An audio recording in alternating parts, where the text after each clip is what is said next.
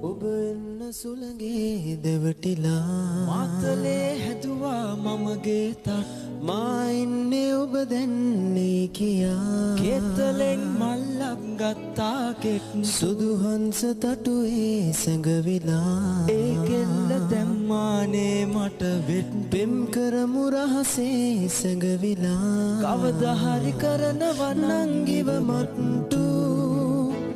ලබැදියේ කටගැස්ම වීමාලෝකෙත පේනවා මාසිතුම් තලු මරාමාවම වයිටට ගන්නවා ලබැදියේ ඉසහැරුණු ඒමේ අතමාදුවනවා